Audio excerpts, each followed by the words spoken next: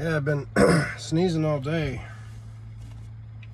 Germs are going everywhere. Every time I sneeze, whether it's natural sneeze for natural causes or whether it's something in my skin that's been embedded remotely, remote technology.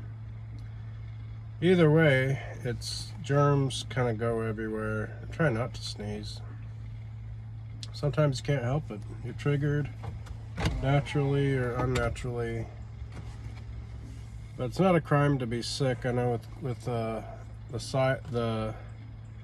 schemes and scams that the government, U.S. government, Fauci, Trump, everybody went along with, or the scam they played on the world. Everybody's kind of like a hypochondriac, or just more like a germaphobe, I'd say.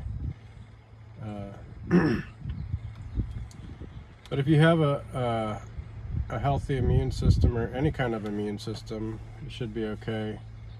However, if you've gotten injections that you shouldn't have, that are liability free, if you got injections, you might have no immune system, like AIDS. AIDS. If you got the injection, you might have AIDS. So you might have no immune system if you got the jabs.